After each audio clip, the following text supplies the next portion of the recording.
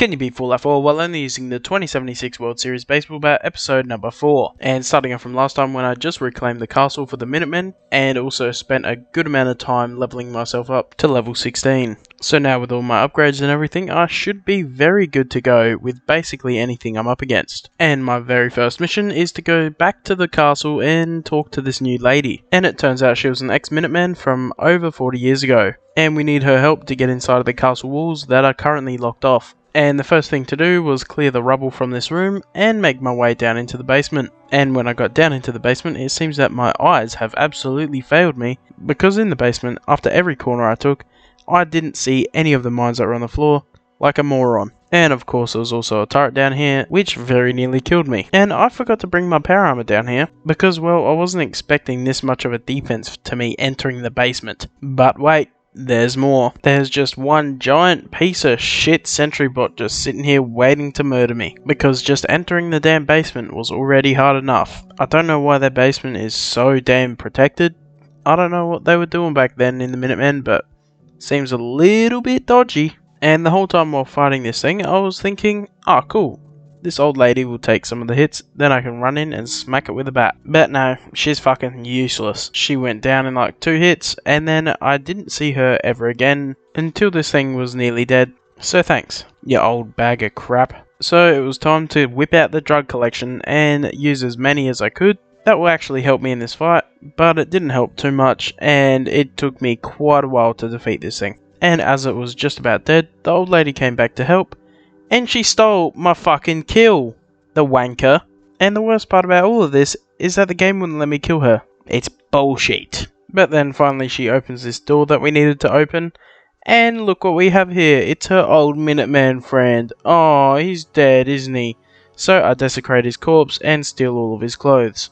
I couldn't really think of anything else to take revenge against her, so this was the best bet. And actually, the uniform was way better than what I currently had, so I'm gonna wear it in front of her to mock her, the bitch. Then we finally make it to the armory, which is where we've been trying to go this entire time, and I take absolutely everything of value, and now I'm basically rich. And overall, throughout that whole time, I found like 7 fusion cores, so I am set. So then I grab artillery schematics and I head outside and set it up. Then I assign someone to the artillery, and it's time to watch the fireworks show. Happy New Year! But now that I finished everything there, I finished the mission after talking to Preston Garvey, and I leveled up. So I get the second science perk, and it's time for a big upgrade for my baseball bat. Then after heading to Diamond City and spending all of my money, it's time to go help some more settlers for the last time. And somehow this was the easiest of the lot, because all I had to do was kill about 5 ghouls. Then I head back to Preston, and the mission is complete, and he has nothing else for me to do. So it's time to just continue with the main storyline. And right now I just need to go to Goodneighbor and talk to Dr. Amari about this little brain sample that I found from Kellogg. And instead of listening to all the bullshit upon entering Goodneighbor, I just decided to run straight to the memory den. Then after a bunch of talking and giving Nick Valentine the chip, I can finally head into Kellogg's memories. And I make it to the first memory when someone in the Twitch chat tells me that I can just continue by going into the next memory line, and I thought I had to wait until the memory was completed and they made the whole memory line connect to the next place. If you've done this mission, you know what I'm talking about. If you don't, I probably sound like a spastic, but what it basically means is that I saved about 15 minutes of needless bullshit, and all I have to do is run straight to the final memory and listen to that. And in the final memory, I figure out there's a guy named Virgil who might still be on the run, and also that the Institute teleports to get around. The sneaky bunch of bastards. Then I get out of the memory thing and tell everything to Dr. Amari, and we figure out that the best bet is to go to Virgil, who's right at the bottom left of the map, in the worst parts of the glowing sea, and this will be the most dangerous place in the entire game. So while still without my power armor, I decide to head there anyway because, well, I'm way better off just sprinting away, and I'm much quicker without my power armor than I am with my power armor. And 5 minutes later I make it to the edge of the glowing sea, where I will have to use Rad-X because everything past here is just constant 6 rads. And this place is absolutely filled to the brim with jump scares with rad scorpions and deathclaws. I cannot take it. That's why I don't play scary games. Fucking Jesus. Oh shit! No. Oh fuck!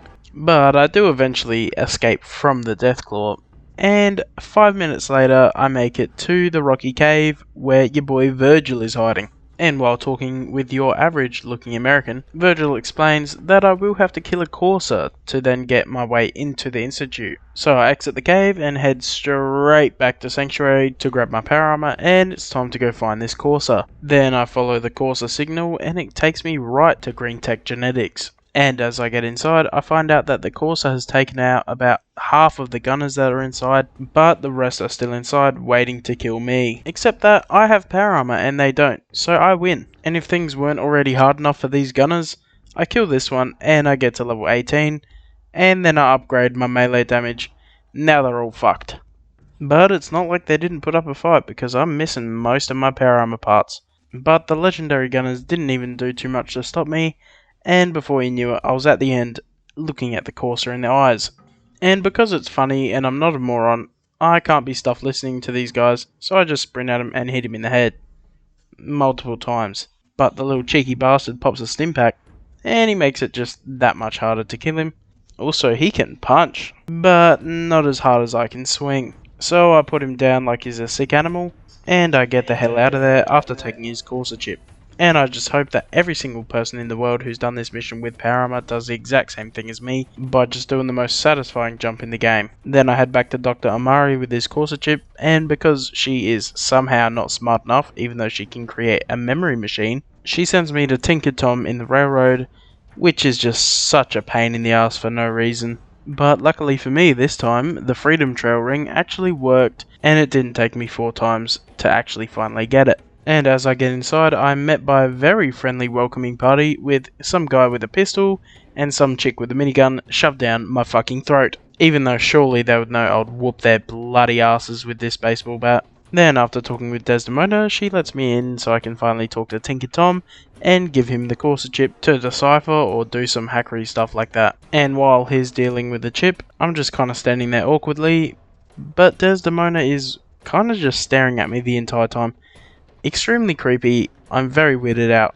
I will be killing all of you at the end of this series. Then I head all the way back to Virgil's cave, so he could give me the schematics on building the thing that will let me get into the Institute. Then I head back to Sanctuary to tell Press and Garvey that we're going to make the teleporter thing here. Then I'm sent to Sturgis, because Sturgis can probably help me better than anyone else here. And it's time to start building this thing. Oh, and thank God I don't actually have to go anywhere and get any specific items. I've already got every single item I need to build this stuff. So I build the relay dish, this giant tripod thingo.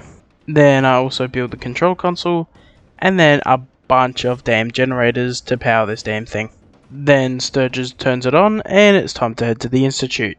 And I surprisingly didn't die. But for the next 10 minutes, I wish I did. Because I have to have a long conversation with my fake robot son, then my real son father, then finally all 4 of the Institute's biggest bloody nerds. Or scientists, whatever you want to call them. And that's that for infiltrating the Institute. And next time I'll do a couple of missions for the Institute until I can finally betray them and go full Minuteman. But of course that's the end of the video for now, and thank you for watching.